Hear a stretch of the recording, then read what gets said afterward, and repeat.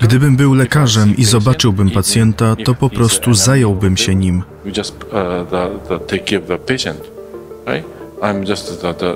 Jestem po prostu architektem i tak jak lekarz jestem dla ludzi.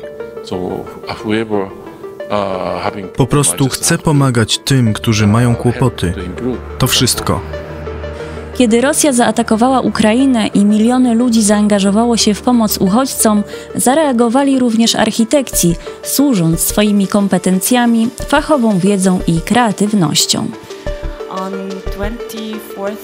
24 lutego obudziły nas pociski w Iwano-Frankiwsku w Ukrainie Zachodniej. Moja siostra obudziła mnie i o 7 rano biegałyśmy po mieście w panice, nie wiedząc co robić. Ale 2 godziny później byłyśmy już w naszym biurze z naszym zespołem i zastanawialiśmy się co robić i jak możemy pomóc. 1 marca, kiedy pisałem tego maila, że jest 400 000 uchodźców w Polsce i na to zareagował Shigeru Ban, który napisał, że w tej sytuacji ważną rzeczą jest prywatność, że on wypracował rozwiązanie i być może warto było zastosować. Shigeru Ban, światowej sławy architekt z Japonii, oprócz komercyjnych projektów od lat pro bono realizuje i wdraża architekturę pomocową na terenach objętych klęskami żywiołowymi i katastrofami. Opracowuje projekty, które mogą być szybką odpowiedzią na dramatyczne wydarzenia, w wyniku których ludzie nagle pozostają bez dachu nad głową.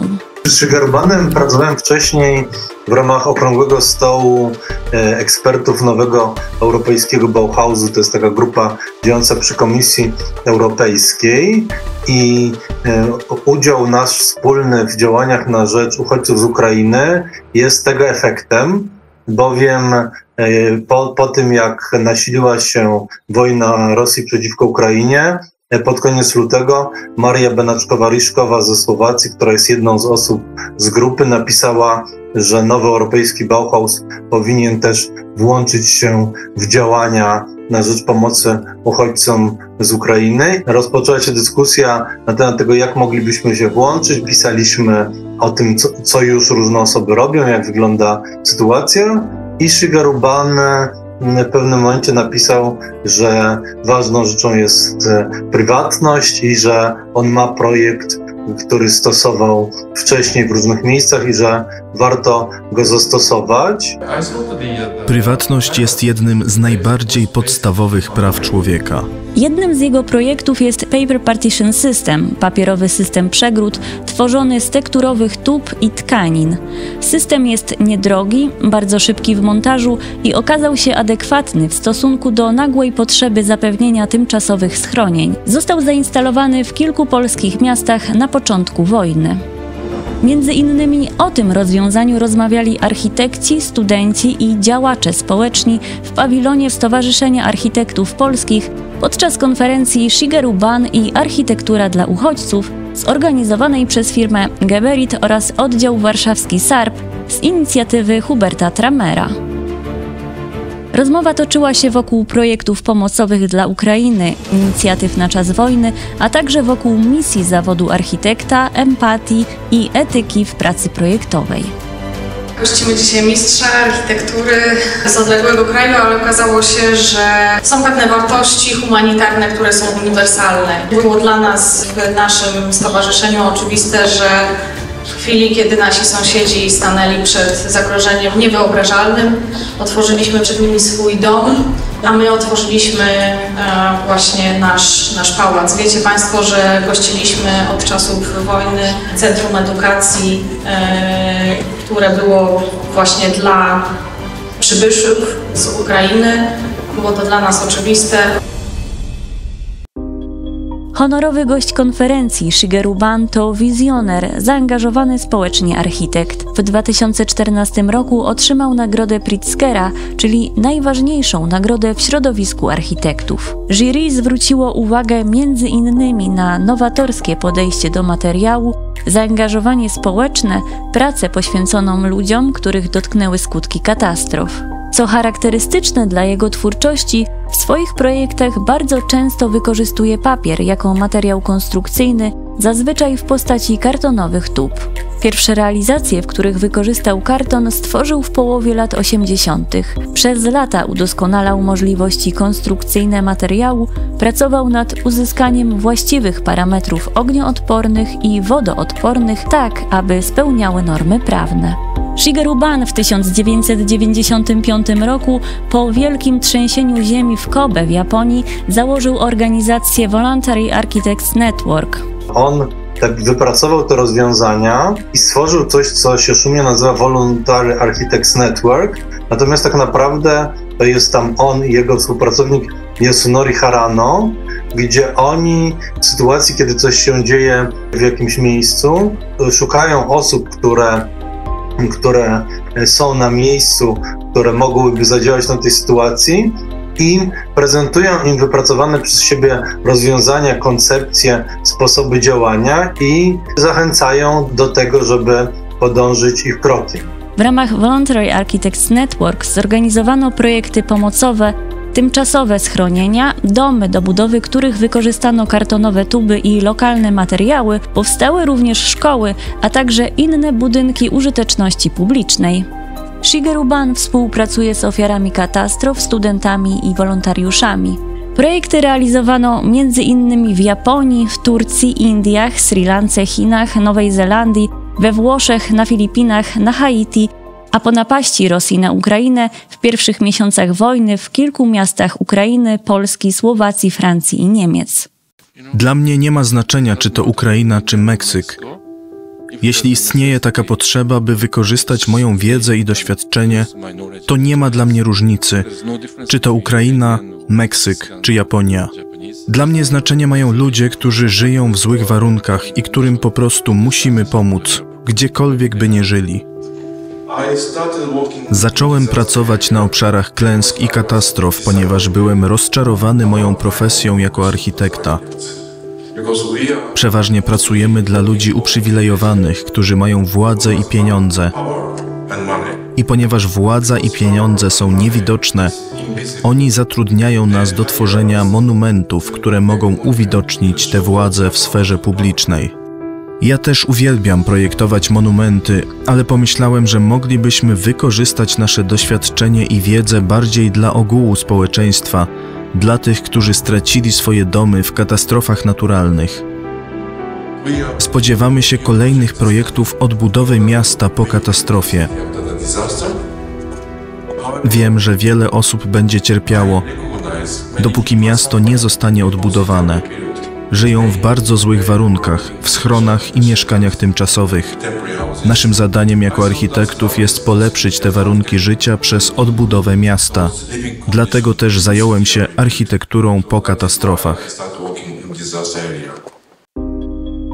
Jednym z projektów wdrażanym i udoskonalanym od lat jest Paper Partition System. Dzięki wcześniej opracowanym i przetestowanym koncepcjom system mógł być zainstalowany szybko w pierwszych miesiącach wojny. Papierowy system przegród miał swoje zastosowanie w dużych halach, w których skupieni byli uchodźcy. Przegrody z kartonowych tub i tkanin wyznaczały zamknięte moduły, co pozwoliło zachować minimum prywatności, tak potrzebnej w miejscach, w których uchodźcy byli tymczasowo gromadzeni w dużych skupiskach, zanim dotarli m.in. do polskich domów. I w mieście Chełm, które było takim miejscem właśnie, gdzie przebywało dużo uchodźców, bo tam kończą się szerokie tory. I tam było też miejsce przeładunku pomocy humanitarnej. W byłym supermarkecie Tesco została właśnie zamontowana. Tutaj widzimy pierwszą grupę uchodźców, która właśnie wchodzi do tego miejsca. Zamontowane właśnie Paper Partition System. Też odwiedził nas właśnie Shigeru Ban. Czy spotkał Pan uchodźców z Ukrainy? Jakie są ich reakcje na to, co Pan teraz robi? Nasz polski partner powiedział nam, że kiedy budowali papierowy system przegród, by zapewnić prywatność kobiety z Ukrainy przebywającej na stacji kolejowej, zaczęła płakać, bo wcześniej, gdy uciekała z Ukrainy, czuła takie napięcie, że nie była w stanie tego robić. Więc gdy dostała kawałek własnej przestrzeni, zaczęła płakać. To pokazuje, że prywatność jest kluczowa dla uspokojenia się i nawet popłakania sobie.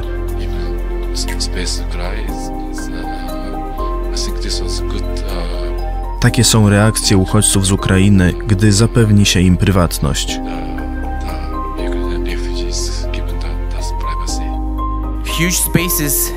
Wielkie przestrzenie stały się domem dla ludzi, którzy stracili dobytek i spokojne życie.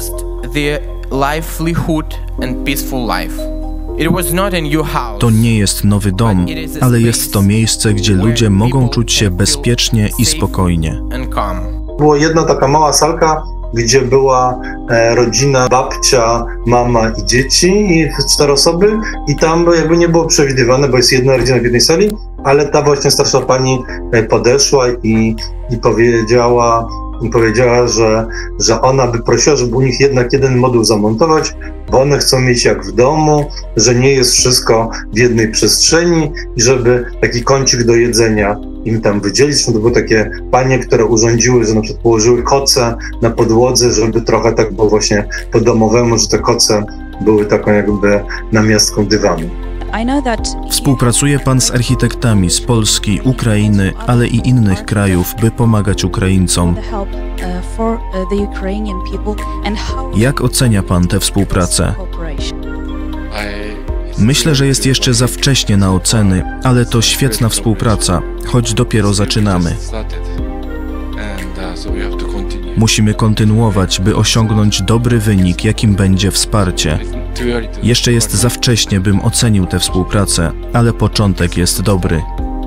Ja skontaktowałem się z Jerzym Łądką z Politechniki Wrocławskiej, który był wcześniej na studiach podyplomowych w Japonii u Shigeru Bana oraz który działa naukowo i dydaktycznie na temat architektury humanitarnej, a także właśnie w zakresie architektury z papieru. No i okazało się, że dowiedziałem się, że on współpracuje z międzynarodową firmą Corex, która ma w Polsce zakład w Sosnowcu, i że zgłosi się do nich. Ta firma zaoferowała możliwość wyprodukowania bezpłatnie rur papierowych i przekazania. No i wówczas ja zacząłem szukać miejsca, gdzie można byłoby to zastosować. Założenie było takie, żeby włączyć naszych studentów, Jerzego Łądki z Wydziału Architektury Politechniki Wrocławskiej i moich z Wydziału Budownictwa Architektury Politechniki Lubelskiej. Natomiast z tej rekrutacji zgłosiło się kilkanaście osób, stwierdziliśmy, że chcemy więcej, w związku z tym ja rzuciłem hasło na Facebooku i zgłosiły się bardzo różne osoby, i też wiele osób mówiło, że właśnie była taka sytuacja wobec tego szoku i przerażenia, które nastąpiło tym, bo wiele osób, ja się spodziewałem, że wojna Rosji przeciwko Ukrainie się będzie nasilać, natomiast myślałem, że to będzie powoli się posuwać, natomiast to, że nagle zostały zaatakowane różne punkty w Ukrainie w jednym momencie, to było takim zaskoczeniem. No i wiele osób chciało działać. No wszyscy pamiętamy, że wiele osób ruszyło na przykład na granicę odbierać osoby, czy na dworcach dostarczać kanapki, zaoferowali dach nad głową. Stąd też było taki ogólny nastrój, że chcemy pomóc, i stąd też różne osoby się zgłosiły. Tam na miejscu dołączyli też mieszkańcy Chełma, którzy działali, a także przyjechały osoby z różnych krajów. Na przykład były osoby, którzy przyjechały jako lekarze czy tłumacze ze Stanów Zjednoczonych. No i jeszcze ośrodek nie działał, no to włączyli się w pomoc dla nas. Była też grupa Szwedów, którzy po prostu przyjechali, i są to takie osoby z parafii protestanckiej, które po prostu jak się dzieją różne kryzysy, to się mobilizują i jadą w te miejsca. Przygotowaliśmy te przegrody dla właśnie do zainstalowania na miejscu, plus jeszcze do wysłania do Lwowa, bo ja też nawiązałem kontakt z przyjaciółmi z Ukrainy. Wysłaliśmy do Lwowa dzięki wsparciu właśnie miasta Chełm, które było takim centrum logistycznym dla tej pomocy. I ten system, który był zaproponowany przez Shigeru Bana, czyli Paper Partition System, jest tym systemem, można powiedzieć, pierwszej pomocy, takiej najszybszej, tak zwanej emergency shelter, czyli coś, co powinno być wykorzystywane przez kilka dni. I tak to rzeczywiście było w Chełmie, gdzie przyjeżdżali uchodźcy, żeby przesiąść się na dalsze autobusy, pociągi w głąb Polski albo gdzieś za granicę.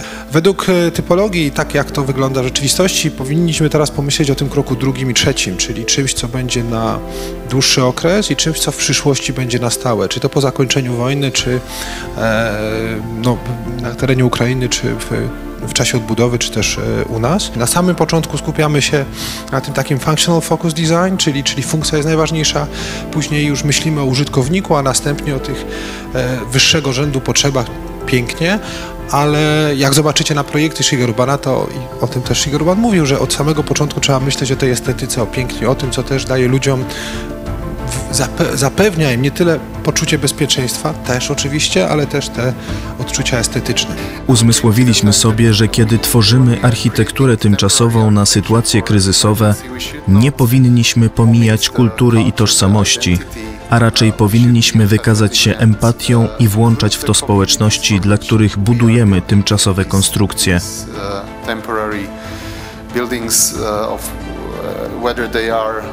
Czy to domy, czy miejsca aktywności duchowej.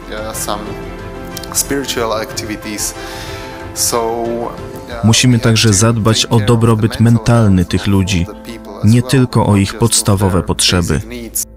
W przeddzień konferencji zakończono pracę nad prototypem jednostki pomocowej SHS – Styrofoam Housing System. Biuro Shigeru Bana już w 2013 roku opracowało to rozwiązanie wówczas pod nazwą New Temporary House dla osób, które w sytuacjach kryzysowych tracą nagle dach nad głową. W Polsce z myślą o uchodźcach z Ukrainy pracownicy i studenci Politechniki Wrocławskiej, a także studenci z Ukrainy przystosowali projekt Shigeru Bana do ukraińskich i polskich warunków klimatycznych oraz do obowiązujących norm prawnych. Prototyp jednostki pomocowej ma powierzchnię około 35 m². Docelowo konstrukcję można modyfikować w zależności od liczby osób, które mają zamieszkać w domu. Projekt zakłada wykorzystanie lekkich i niedrogich w produkcji prefabrykowanych paneli wypełnionych styropianem, pokrytych włóknem szklanym i żywicą epoksydową. To tradycyjny sposób konstruowania łodzi. Przeprowadziliśmy test i charakterystykę tego, czy ta struktura jest wystarczająco mocna. W projekcie SHS, Styrofoam Housing System, skupiliśmy się na tym temporary housing, czyli czymś, co może służyć od kilku miesięcy do nawet kilku lat. Rozpoczęliśmy produkcję, to były pierwsze warsztaty, żeby się zapoznać z projektem, później w czasie warsztatu we Wrocławiu, żeby przetestować ten materiał i później rozpocząć produkcję. Sama budowa potrwała 2,5 dnia. Bardzo lekkie panele, 2 osoby mogą przenieść taki panel 6-metrowy i tak jak tutaj widać, montaż przebiegał bardzo szybko, to jest łatwy system, który można ze sobą połączyć. W naszym przypadku używaliśmy też kleju i pianki do połączenia tych paneli ze sobą. Tak to wyglądało wczoraj. Już to ukończyli. Zajęło im to 2,5 dnia. Bardzo się cieszę, że to staje się rzeczywistością.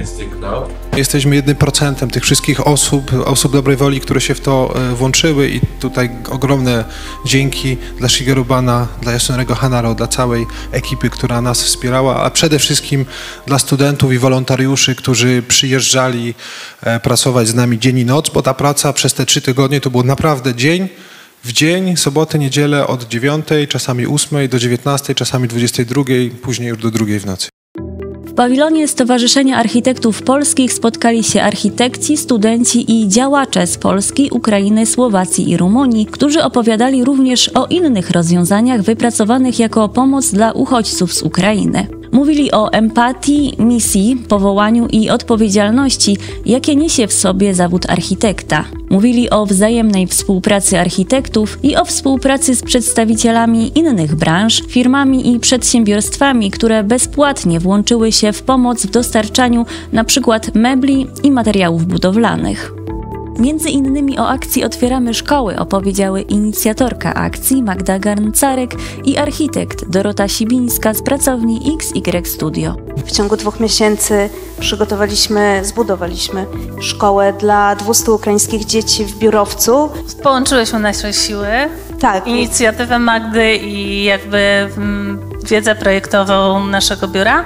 I to jest właściwie opowieść o projekcie, który powstał właściwie bez żadnego zaplecza finansowego, zupełnie spontanicznie, opierając się wyłącznie na darach dobrych ludzi i na pomocy i fizycznej, i duchowej, po prostu wszystkich zaangażowanych w ten proces osób. Szkoła działa od maja. Ze szkoły korzysta już około 300 dzieci. Mamy 11 klas po jednej dla każdego rocznika. Szkoła jest prowadzona już samodzielnie przez stronę ukraińską, co pokazuje też, że warto tworzyć takie rozwiązania, które tworzą pewne ramy, ale też w ramach tych ram dają samodzielność osobom zainteresowanym. 4 razy w tygodniu odbywają się lekcje polskiego, tak żeby dzieci też oswoiły się tutaj i łatwiej się odnalazły. Bardzo nam zależało, żeby w tej szkole nie zabrakło takich elementów związanych ze sztuką i poprosiliśmy też polskich ilustratorów o pracę. Bardzo chętnie najlepsze nazwiska tutaj ze świata ilustracji polskiej dostarczyły nam swoje wydruki.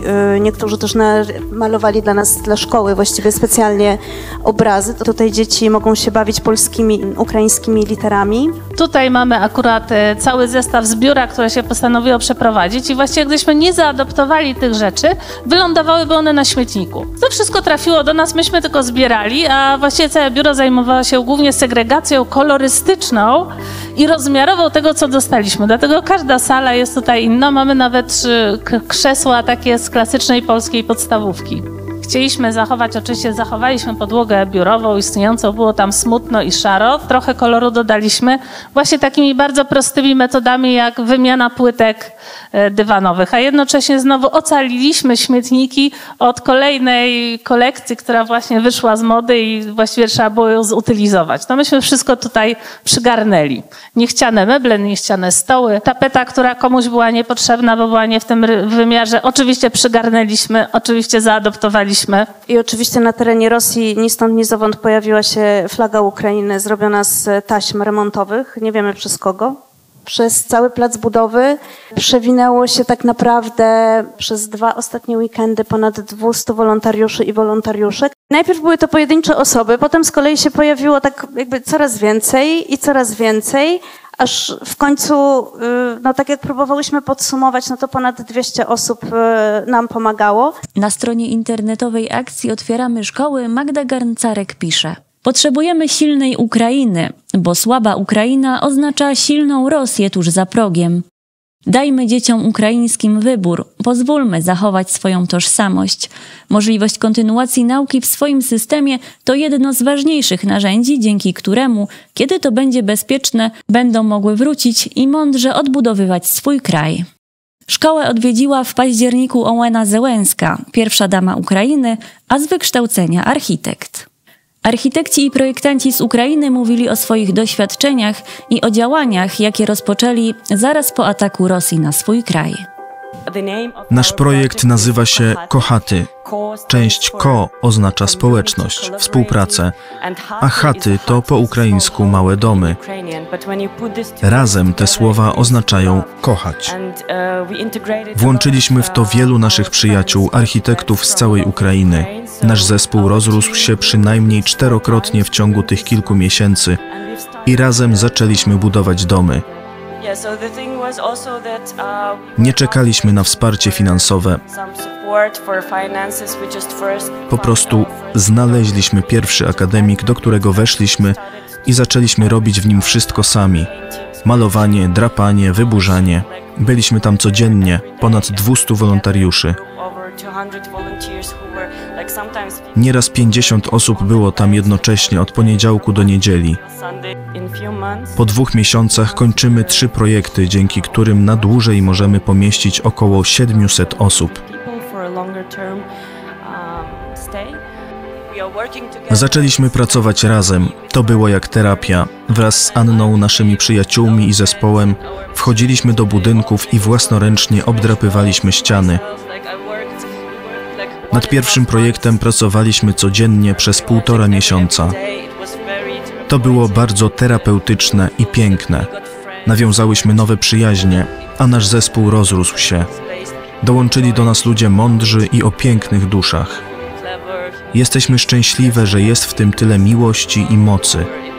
Ludzie z całej Ukrainy zebrali się w jednym miejscu i teraz pracują na naszą przyszłość i pomagają sobie nawzajem. To wspaniałe. Dziękuję. Bądźcie odważni jak Ukraińcy. Chwała Ukrainie. Mam nadzieję, że na przykład Artur i inni studenci, którzy dołączyli do tego projektu i spędzili nad tym ostatnie 10 tygodni, poczują, że robią tę małą, dobrą rzecz w tej pracy